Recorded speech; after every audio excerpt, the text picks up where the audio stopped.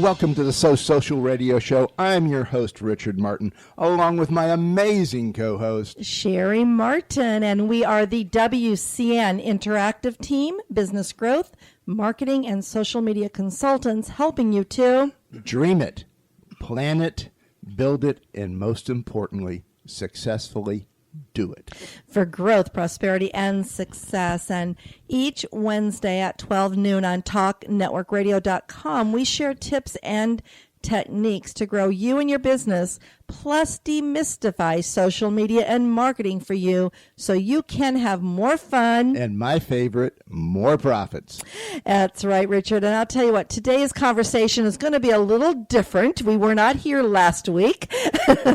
And due to a certain person's named Irma, a storm named Irma. So we're going to just kind of talk a little bit today and have our producer, Jeff Heiser, join us in the conversation about the impact of Irma on businesses, communities, families, both personally and professionally. And we're really going to just share our experiences and kind of vent a little bit today, I think, because it has been a crazy 2 weeks prepping for the storm and then the aftermath, going through the storm, the aftermath of the storm, and then kind of getting back to somewhat normalcy this week, which to me doesn't seem normal. And we're going to talk a little bit about that as well. But we do, of course, want to make sure everyone knows to come like us on Facebook at So Social Radio Show. We do have a top pin post there about the show today. Also, our call-in phone number is on that post. We would love to have you call in today and join in on the conversation. The number to call is 321-806-3159. Again, 321-806-3159. We'd love to kind of hear some of your thoughts on our conversation today. But we're going to keep it, we're not going to be negative. We're going to stay positive, but we're going to really kind of let some of our own feelings out and feelings that we've heard from other people along the way as well, what they've been experiencing. So I know it's going to be a great conversation, but we do, of course, want to make sure we thank our sponsors and our partners here first. Absolutely so. I want to start out with Toastmasters, a leader in communications and leadership development. Find out how you can improve your speaking and leadership skills. Visit toastmastersd84.org. Also, Business Acceleration Summit. This is a rapid growth business summit for social entrepreneurs to mastermind and grow their business while creating a deeper impact on their clients and community. Now, this Business Acceleration Summit is next week here in Brevard County, in Melbourne, Florida, on the beach at Crown Plaza Oceanfront. The dates are September 28th, 29th, and 30th, and you can actually register at businessaccelerationsummit.com. This is just what businesses need at this time, so definitely come join us next Friday, or Thursday, Friday, and Saturday, 28th through 30th at businessaccelerationsummit.com. Absolutely, and we'll be having a little bit to do with that also, right? That's right. Absolutely. Come see us there, too. And everythingbrevard.com, a Brevard County, Florida community website. Keep up to date with everything that's happening in Brevard and get your business listing on everythingbrevard.com. Sheer Artisans Salon and Art Gallery, a full-service salon specializing in hair color, skincare, and makeup, located in the shops of West Melbourne, Florida, at 1533 West New Haven Avenue. The salon hosts a gallery of fine artwork from local artists as well. Make sure you contact Sheer Artisans at 321-729-8989. That's 321-729-8989. And I know Amanda has some exciting things happening there with the fall season, because especially makeup for the Halloween holiday. So we'll be sharing more about that in the next couple of weeks. That's going to really be fun. It will be. She is an amazing makeup artist. Actually was on the set of the Titanic. And she is very skilled, not only within the makeup as well as her hair art. She's a hair artist as well. So yes. Cool. Well, Richard, as I said, we have Jeff Heiser here with us here in the studio, of course, but also he's going to be joining in the conversation. And for those that we talk about Jeff a lot, he is the producer of our So Social radio show. He's also the founder and owner of Talk Network Radio, has brought radio into the 21st century. Thank you, Jeff. And he's also the owner of Media Fish Productions and I Think Differently. So, hello, Jeff. Good morning. I read a post that you posted earlier today, so I know this conversation is going to be really fun. I'm disappointed though. It says I have to stay positive. You know, a lot of people know me. I really truly try to stay positive. So I will stay positive during the show. I know you will. All right, what's the odds on this bet? I want to call Vegas real quick. For our audience, Jeff does not have power yet, but FPL says he does. We went through that last week, so we totally understand the frustration. So more on that in a few moments. But I know, Richard, you wanted to share a little bit about to be on the positive side, about what the lessons have been that we've learned and the experience we've had. We actually did not evacuate where Jeff did. So we're going to kind of go into that a little bit too, about the differences about evacuating, staying put, and then leaving the state with how many other thousands and thousands of people? Millions. Millions and millions, yes. One of the things, I'm a bred and born Floridian. In fact, I was born in the outskirts of a hurricane in Miami, Florida. And the hurricane went between Miami and Fort Lauderdale, so I say I was born in a hurricane anyway on that. But, you know, there is something about hurricanes that you can't get very far out ahead of them. I mean, we just look at what's happening going through the Caribbean now as Puerto Rico is experiencing now. You know, that hurricane was supposed to go way east, and now it's going between the mountains and San Juan, and it just moves. It's an organic beast of itself, and you know that's what life is.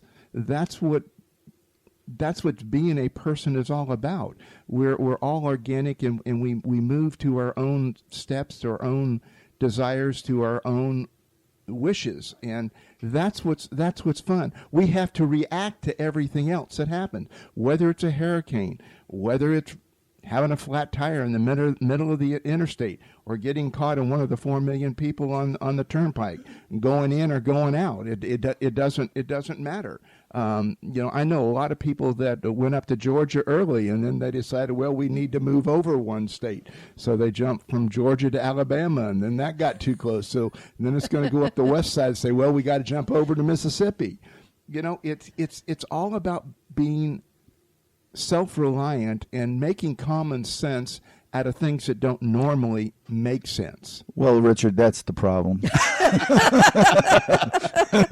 Whoops. Because, you know, I hear what you're saying, and having been on the road with, depending on who you listen to, it was between 9 and I think they said 3.5 million people actually evacuated to some place.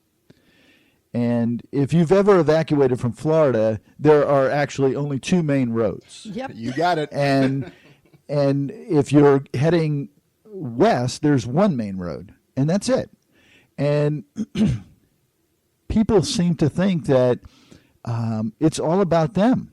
And if you evacuated, you would have quickly realized that it's me and nobody else, and I'm out of here. And it became parking lots and a lot of unhappy people. And I've got a lot to say about this. So that's fine. And because people get out there and they don't realize what you just said. It becomes a parking lot, and sooner or later that parking lot is going to consume all the fuel in your vehicle. And it did. I mean, we left from Merritt Island. There wasn't a fuel station that had fuel until we got past Tallahassee. Whoa. And there were cars, you know, they opened up the shoulders of the roads. So instead of 3 lanes, there was 5 lanes, and there were cars running out of gas on the shoulders of the road. And these people are traveling at 70 miles an hour on the shoulders, coming to screeching halts. And that's scary. nobody it's like, I've got to get out of here. I'm out of here, and nobody's going to stop me. And it's like, holy smokes. Is the panic mode is what it was, because I know with us, I have family in Naples. We have family in the Keys, Cudjoe Key, which took the direct hit. And all my family up north was like, Cheri, you're on a barrier island. You've got to get out of there. And I'm like, I'm not going anywhere until I know exactly where it's going. And our first original thought, I think I even told you, we were heading to Naples, because that's where we went to in 2004. We had Jean and Francis come up into our area here. That was the only place to go that the traffic was going southwest. And we were safe in Naples, and we got back quick after that because we were going against the traffic. Yeah, there was nothing quick about this one. No, well, the fact of it, there is, had we gone to Naples. Yeah. I mean, my sister took the direct hit there, you know? You know, I want to share something with you. And this is a part of being prepared for a storm. Everybody thinks it's all about getting water and getting gas and doing all these different things. Shutters. That's great. But when you have to leave, okay, and you have to get on a road that literally there were millions of people that evacuated, you have to know how to get out of the state. And your navigation system on your car or on your phone is not going to tell you how to do that. My wife and I talked to several hundred people along the way. Not one person had a map. Wow. You should have a map if you live in Florida. That's the way we got back, was on all of the back roads. And it still took us 2 days, literally, to get back. And you went, Mississippi, right? We went to Mississippi, yeah. And then when we came back, we started coming back, I-10 was literally a parking lot. We pulled in to Escambia rest area, slept the night there, and there were thousands of people there. I mean, and they were outside talking. We pulled in at like 2 o'clock in the morning. People are outside talking and walking around, and there was just, it was unbelievable. In the morning, all these people hit the road, plus the people that are already on the road. And if you're familiar with Florida and I-10, there's this thing called Escambia County Bay Bridge. Yep. We know it. Certainly is. Been on it a lot. Yeah. Well, it took us 3.5 hours to go from the rest area across that bridge. So we immediately got off. We went to Highway 98, which is a coastal road, which we were very fortunate that a lot of people had evacuated, and we had a lot of fuel. It wasn't fortunate for the other people because a lot of people thought they were going to go that road too, and immediately got off because everything was boarded up. There was no power. There was no fuel. There was nothing. So did you carry the fuel with you then? My vehicle can go 400 or 500 miles. So we made sure that we filled up outside of Florida. And so we were able to go all the way without getting any fuel all the way to Perry, and we still had fuel left, which was fortunate that we are diesel, and there was still a lot of diesel left. Forget about any kind of gasoline. Gasoline was, and you had to make sure they had power. The one place that we stopped at for the night in past Apalachicola, we pulled in at 6:30, I think it was, and they had just got their power on, and there was no place else. I mean, so it was like, you know. But the point about being prepared is you have to think these things through. I want to share a story with you. You know, a family member, I won't say whether it was my nephew or not, posted all over the place that he was ready for this storm, and he had a case of beer and he was ready to go, right? Halfway through the storm, he's on his phone, I guess, posting that He's out of water. He has no power. He has his 2 daughters with him. He has no food. What should he do? Oh, Lordy. Where should he go? I mean, and after the storm, he had no power. He had no food. He had no water. Mm-hmm. And he was out looking for a hotel or something to stay at. And it's like, it's not going to happen. No. Well, that we found that because, normally we have always evacuated. Like last year when Matthew came through, we did leave the barrier island and went into Orlando. And of course, we were very blessed that it decided to kind of bounce a little further east and didn't impact the Brevard County area as much as we had anticipated. Didn't really want it to, but we were very blessed. But I know that we've always evacuated. So this was really new for me to stay through this storm. And I thought... Shame on you. Yeah, I know. Well, there was nowhere to go. There really was nowhere to go by the time we decided to on Saturday. Yeah, that's true. Because we watched a lot. We knew you were leaving. We knew so many other friends were evacuating.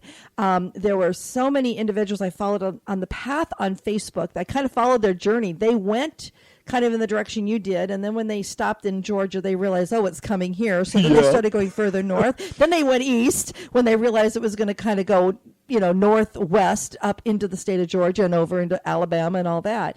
But they never stopped. They just kept on driving. And it was I know one of my Facebook friends ended up taking her whole family up to New Jersey. I mean, they just... Well, a lot of the people had to because there were no accommodations. Yeah. And the fuel was, you could watch it, the ripple effect through the states. I mean, as the evacuation mass moved north, Georgia started running out of fuel. South Carolina started running out of fuel. Plus, those people were all being evacuated. Mm-hmm.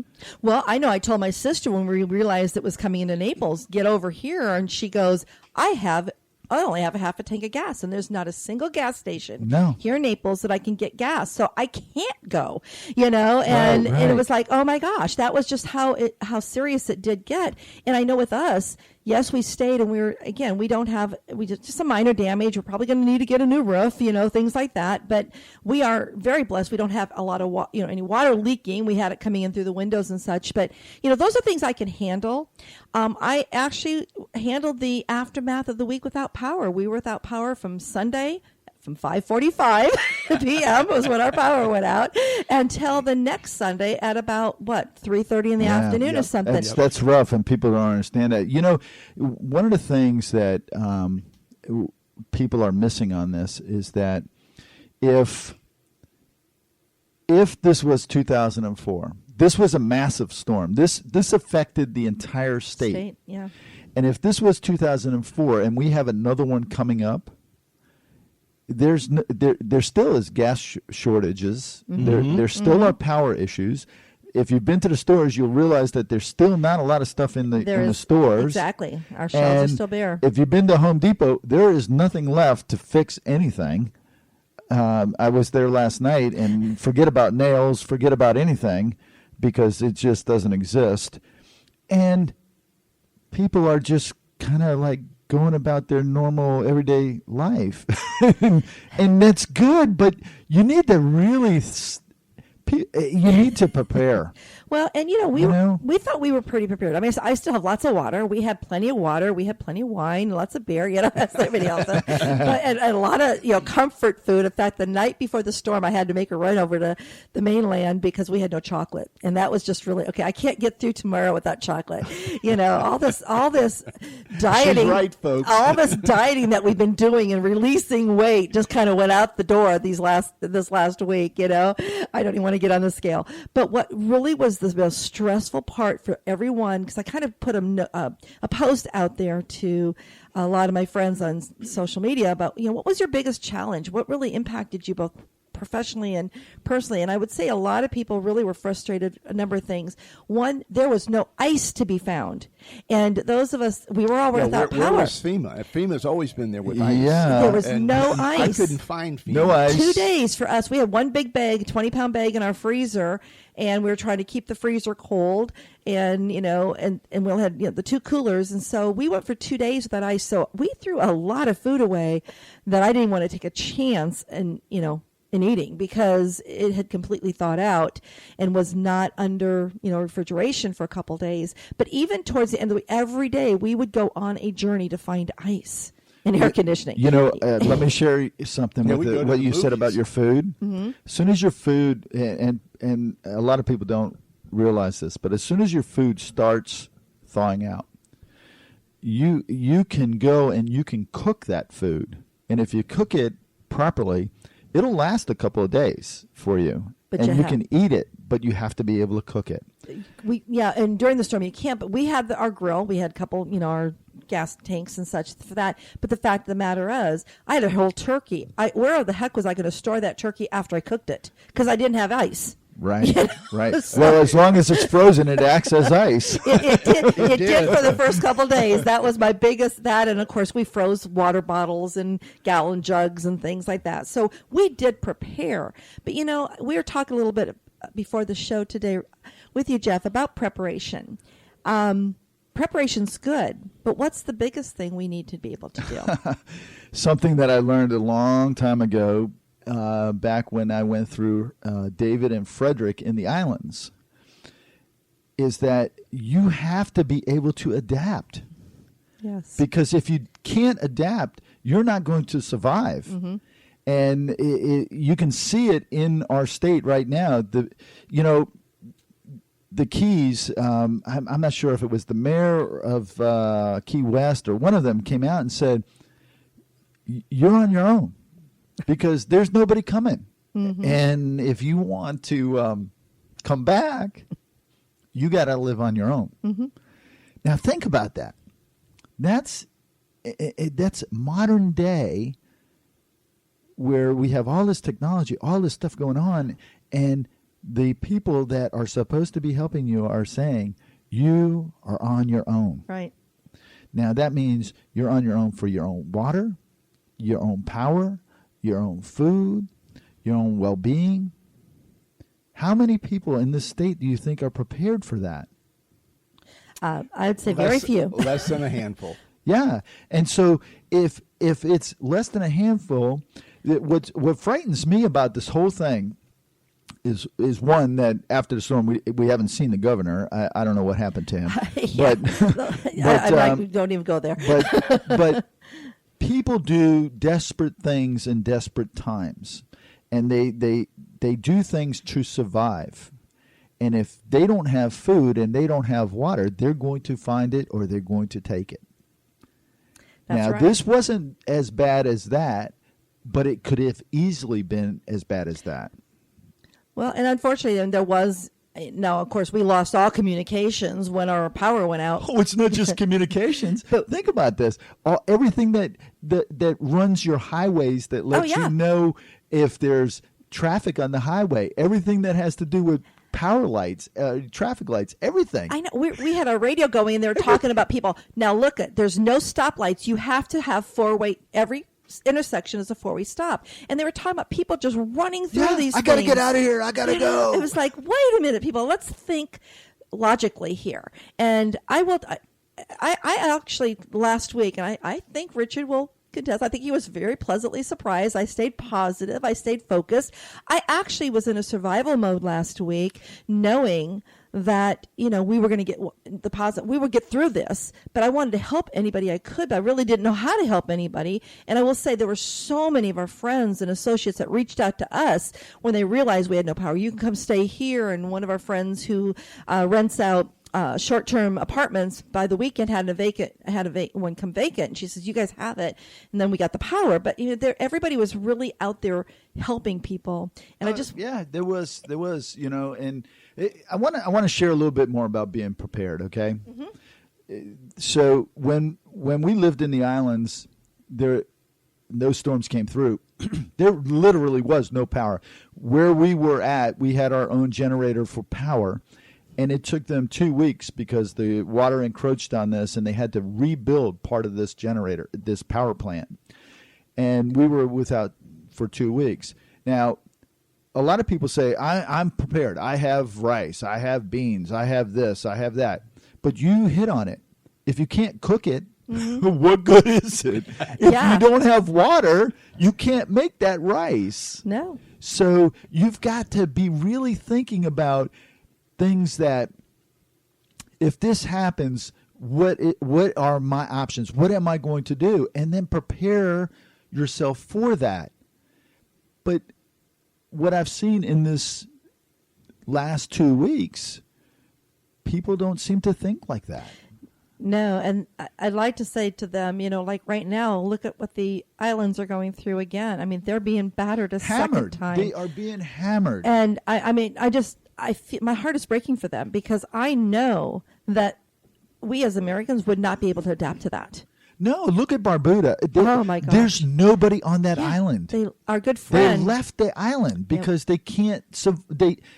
There's nothing there. I know. Nothing left. We have a good friend. Actually, he was a guest on our radio show a few years ago, Darian Hill, who's in Orlando. His his mom is there and family is there, was there on Barbuda. And I think did they take him? They took him to another island. Yeah, yeah, because there's nothing that they can do on that island right now. Well, that island is also in the path of Maria, so whether they've already been hit or not. So, I mean, how? I guess that's the one thing I think we, as business people, individuals, we really need to step back and really think about how we need to change some of our processes so we can adapt easier. Yeah, you go back. How many people in Brevard County could start a fire from scratch? No matches, no lighters, no nothing. How many people could actually create a fire if that's what they had to do to survive, to cook something? I know 2 for sure. Well, I'll tell you what. My family up north were saying, okay, Cheri, Cindy, you're down in Florida. Start using those Girl Scout tips that you learned all those years of being a Girl Scout, Exactly. But, but people don't realize that we don't do that anymore. You know, to be a Boy Scout or Girl Scout or any of these things, oh, that's taboo. That's not cool. That's nerdy, to be those things, yeah. So we don't know how to survive in the wild. We No, don't know how to handle a camping experience that doesn't have built-in air conditioning in the tent. And that's frightening. That really is frightening. Well, what are your thoughts, Jeff, about, I've read some articles these last few days, now that I have communication again, because we had no cell phone or anything, or internet or whatever last week, so I did feel like I had no communication with the outside world. But I have been reading some articles where people say, you just got to stop rebuilding down there. You need to just take your money from your insurance company and run, especially those in the Keys. I'm thinking, who are these people? They're transplants from the north. But you can't just do that. No, this is our home. What you need to do is educate people in a better way, I think. We can't, it's one of those things that you need to plan for the worst and hope for the best. Yep. Absolutely. And you need to, people need to stop worrying about the state of Florida or the city government or the county government taking care of you after a storm, because it's not going to happen a lot of times. Mm-hmm. And so you have to prepare yourself to be on your own for a little while. And if you don't, oh well, I mean, you're gonna be hurting. It is. It's oh well. I mean, you hit the nail right on the head there. If you didn't do it, you have nobody to blame but yourself. I know. I mean, I told every time there's a hurricane threat, and we do. I mean, some of the lessons I learned even through this one was that actually I still had all my papers and such still in a plastic container or plastic bag from Matthew. Evacuate. All I had to do is get my new insurance policy in there. But I learned a very important lesson that we spend so much time prepping for the storm, and we should already be prepared and have all those items in a container. And we got lax here in our county because 2004 was when we had kind of a trio. We had Charlie come across from the west over, and then we had the Gene and Francis that came in through our coast. And then Matthew last year, and we kind of, remember the hype that we thought, we were getting kind of, told by our governor, start preparing, this is going to be bad, serious. We have people on news telling us if you don't leave, you're going to die. And it got scary, and then we didn't get anything really. Yeah, Irma got mad, though, at her brother and decided to take it out on us. Yeah, you got that right. But can I say something about the prep stuff? Please. So So, in June, actually starting in May, they start saying, get your stuff ready, right? Mm-hmm. So how many people do you think go out and buy water at that time? Everybody I know doesn't. But that's when you should be buying it. Mm-hmm. How many people have coolers or get coolers? Then not many. What happened to the plywood that you had last year? What happened to the generators you had last year? It's too difficult to store We used the shutters that we used in 2004. Yeah, so last year and this year, yeah. Before the storm, they had on the TV people in the store. I think it was either a Home Depot or a Lowe's, and they were like beside themselves because the place was out of water. Mm. They're standing in front of drink coolers and coolers.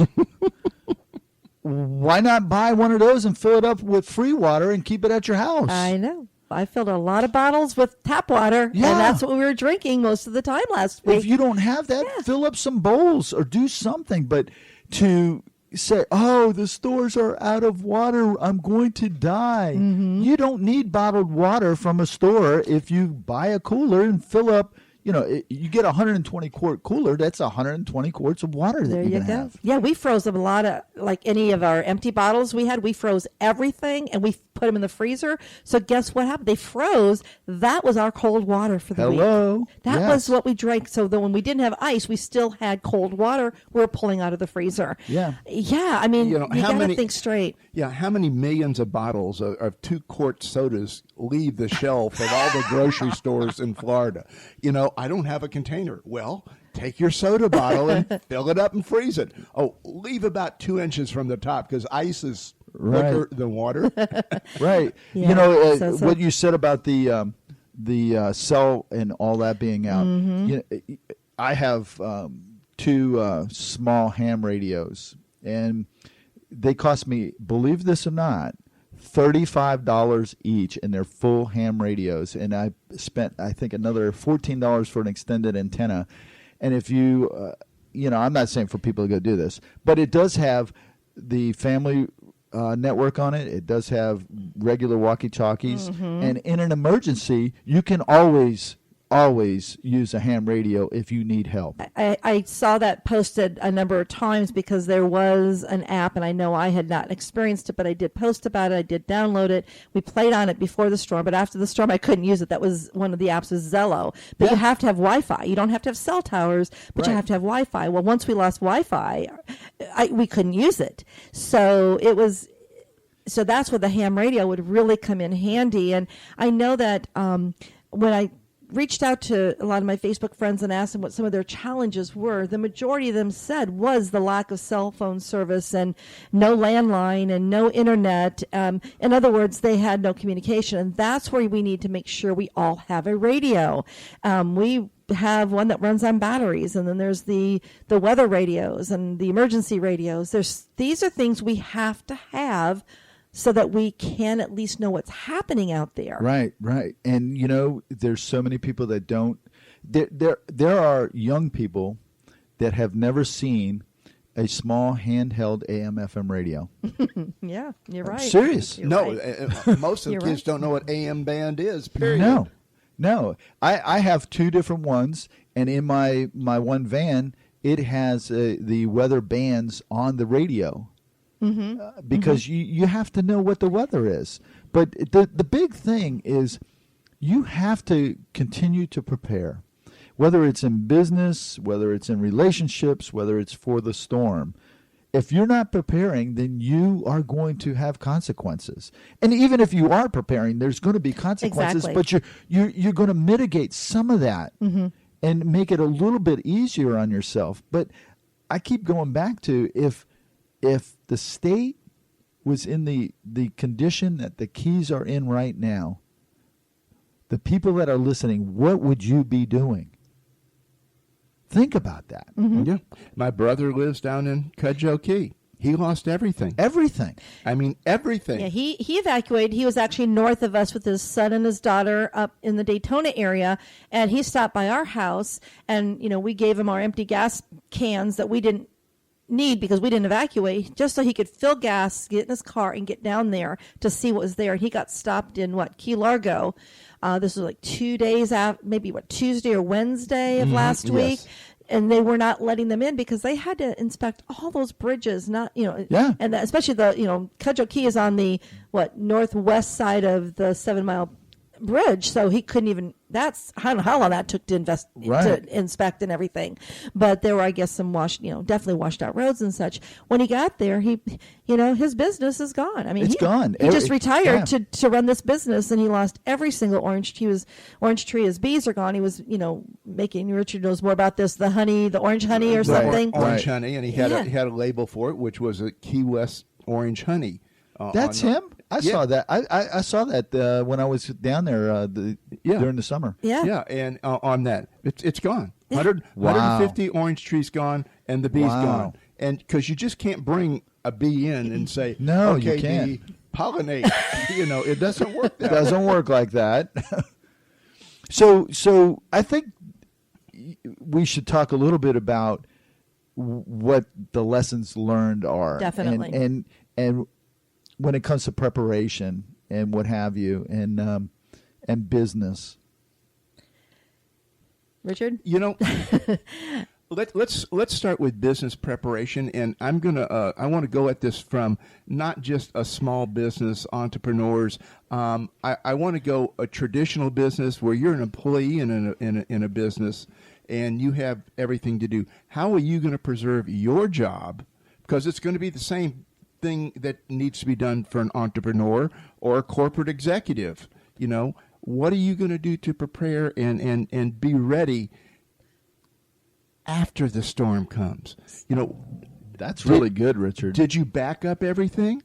Well, I don't do the backup. We have a corporate IT department. Well, who's going to go down and ask the corporate IT person to go, did you get everything backed up? But it's not only that, Richard. Think about this. The Space Center, my wife works out at the Space Center, and it was closed for over a week. If the storm would have come in just a little bit different, the Space Center might not be there. Right. Totally. Or your job, like your family member's job, is gone. What are you going to do? Well, my sister's in Naples, and she's a comptroller for a large landscaping farm there. They just came out of the fire season where they lost about 40% of their crops. This hurricane took 80% of their crops. So they had after the other side. Yeah, after the fires and now the hurricanes, they had to lay off everybody on the farm. Only kept the 4 essential people there. Their servers were fried because something about when they didn't know, somebody turned them on and plugged them in with the generators. And it fried the servers. So they weren't prepared that way. My sister was not there at the time. She was livid. I'll just say that.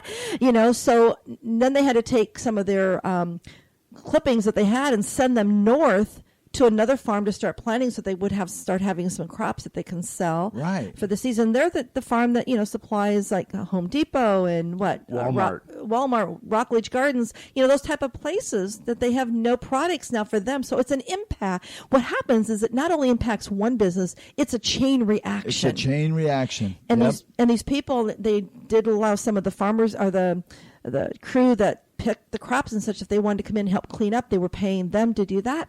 But they didn't know when they could actually physically employ them again until they get everything up and running. So this is what the impact of all of these disasters, how, it affects everybody. You just take that one little farm. Well, it's not really a little farm, but you take the one farm in Naples out there and it employs 40, 50, 60 people.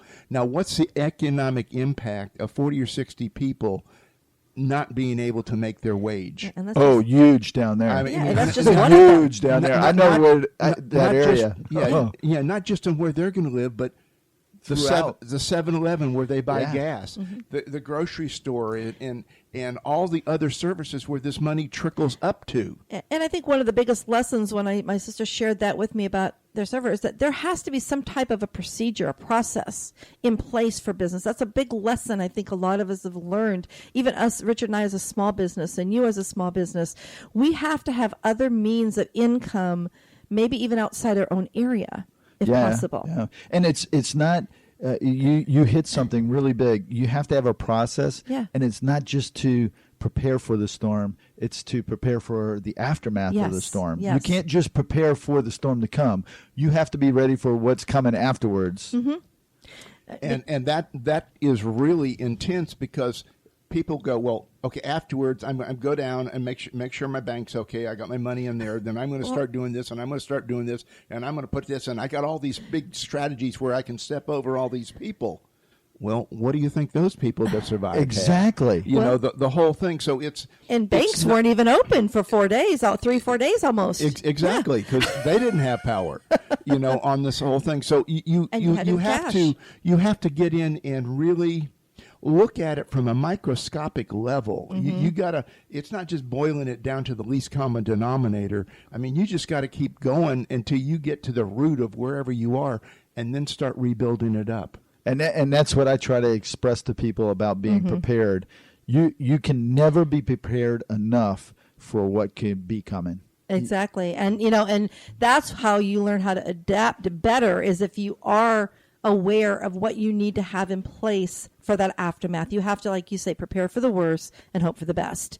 And that's, I know with us, the only way to get anything in our county, which I know is the same way across all of the areas, you had to have cash to purchase Absolutely. anything. Yep. And how many, you know, and I know it's tough. First part of the month, we were all paying our first month of bills. It was difficult for so many people. And that's another thing we have to really step back and think, how can I help my business grow more efficiently and be able to be more prepared that way? Because I am a worrywart sometimes. You know me, Jeff. Yeah, well, just think what would happen if your business was, and I know that part of it does, but runs out of your house and you have no power. Mm-hmm. How are you going to keep on running your house? Just say you're running it out of this studio here and there's no power. Yeah.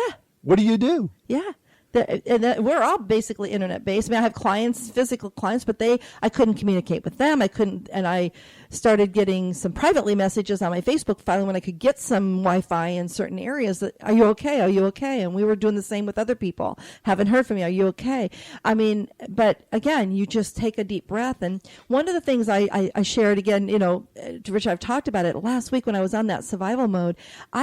I was productive. I just took, you know, my once I knew I had to throw all the food away, we took everything out of that fridge, the freezer, we scrubbed it down. We were very blessed. We have a gas water heater. So I had hot water, you know.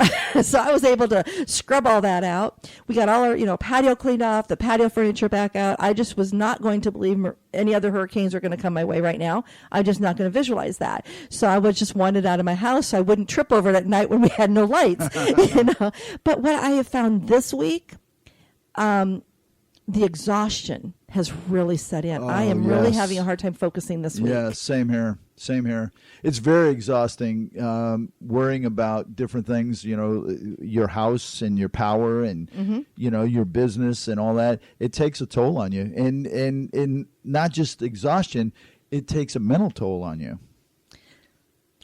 I mean, 100% on that. You know, it does. And it's not something that goes away as fast as it attacks us. You know, this malaise lingers on for weeks, sometimes months afterwards, where you just have that unsureness, that cloud that's running through your mind that's there. The tarp on your house that's going to be there for 6 to 8 months. Yeah, that's a good reminder. Yeah, we had a tarp for 2 years after the 2004 hurricanes. Yeah, it's like, holy smokes. Yeah, exactly. And it's like, someone really mentioned it when I asked out there and kind of, again, on social media, what was your biggest impact on you professionally and personally? And so many people said hurricane brain or brain fog or not having your mojo and wanting your mojo back. And I totally understood that because it's foggy. It's just, Yeah, see, I thought about that question after I answered that again, and I've been thinking about it, and I didn't think about the business at all. I thought about myself and my wife. Yeah, that's what you said on there. Surviving. That's it. I mean, those come first, and you know that's unfortunately the way that some of us have to be, because otherwise you don't survive. And family, God and family comes first anyway, and your business will be there. It may have to start over. Richard and I have been really starting to really sit down and say, okay, what do we need to do different over this last quarter of the year to make sure that we can, grow our business. I know something good for you. All right. It's the same thing with us. You need to be able to operate from any place. Yes. Meaning, if you have to evacuate, you can run your business from Georgia. You could run your business from Alabama or Mississippi or wherever you're at. You need to be able to run it from. So, for example, instead of keeping files on your hard drive, it costs you a few dollars a month to have it up on the cloud someplace. But, hey, that's a good place to have it. Because if they go down, we got a whole lot bigger problems. You got that. On top of all this, during the storm, I think that was when Equifax had their big breach. Well, they had the announcement of their the breach. Yes. And so we're all like, many months before that. So there was no way, especially for those of us that didn't have any power to go in and check anything, So it was like there's so many things that are out there that are so distracting. That's why I love what you just said. We have to be able to adapt, and in order to be able to adapt, you have to have those preparations, and you have to have processes, and you need to know how to continue running your business without all these modern day features that we have. Right. When I was in the islands and the storms came through, it becomes very clear that there's nobody coming to help you. Mm-hmm. And because you learn that very quickly, you learn that you have to adapt. And we're very fortunate that people came here very quickly to help. But there might come a time where there's nobody coming to help. And you've got to be able to adapt to that. And it's a scary feeling, but no, that's how we felt. And in fact, there were so many people wondering, where's FEMA? Where's FEMA? Where's FEMA? And I think on one of the radio shows we listened to and that was another thing. We could not find any local station here that was really giving us information. 96.5 WDBO. Well, sorry. I hate to give them a plug, but we couldn't. It was. They were on like. I don't think we found that one. We were looking through. Well, one of the stations. We were listening to Bill Mick, I think, on Monday morning, and a call-in came, and they're on Clear. What are they on? Clear Channel. Clear Channel. iHeartRadio, whatever. But one of the persons called in and said that his wife contacted FEMA. This was on the day after the storm, and they said, "Oh, Brevard County is not considered a disaster area." Wasn't. It wasn't until like 2 days after the storm. And then, and then when they said that, I think our President Trump did declare us a disaster area, all the state of Florida. But then it was when you went up to FEMA, it's an individual case by case. In other words, they're not coming in with any supplies. No, and it's like, whoa, they're out of money. Yes, and they've still got more storms. We don't know what's going to happen with Jose up there or Marie. Well, we're hoping and praying that we don't hit. Last I knew, Puerto Rico was funded through the American government. They are. Yes, so they are. They're going down there. FEMA's going down there, whether they like it or not. So it is very, very challenging for that, because I know the revenue is going to impact individuals, businesses, the whole our community, the whole state of Florida, and look at Texas too already, and who knows, and the islands. We have the Virgin Islands, we have Puerto Rico, and we're also humanitarians. We're going to be helping other islands as well. And, it's scary. Gosh. It's beyond scary. Scary. But it's important that you have to know that you've got to take care of yourself for a little while. And it's like Sheriff Ivey says, take care of yourself for a little while. The cavalry's coming. Mm-hmm. But you got to be able to take care of yourself for a little while. Yes. Yep. I agree with you on that. I totally agree. Well, we could go on for another hour. And I will say, Jeff, this just felt good, just kind of getting some of this off my shoulders. And I hope we stay pretty positive. We just really kind of let our feelings, and so I shared with everybody, we're just going to let people know our experiences and what we feel. But yet there are some good lessons learned. And I think you really nailed it on the head there, Jeff, and we thank you for joining us today. And thank you for having me on the show. I mean, if you didn't let me on, I was going to butt in anyway. Well, I am really glad that you did this, because when you sent me something the other day and it was like, no, you're doing a show. I was like, I don't know if we can think straight enough to do a show this week, but maybe we'll just do another replay. I thought, no, I did a replay while I was preparing. I didn't want to do another one. And we love being here with you on our show, on the So Social Radio Show. And we appreciate all our listeners and those that tune in and keep us focused and positive. So again, thank you. Absolutely. And I'm going to be praying that you have power today. Yeah, I'm not holding my breath. All righty. Well, Richard. Hey, we thank you for joining us today, and make it a great week. Take care, everybody. Bye-bye.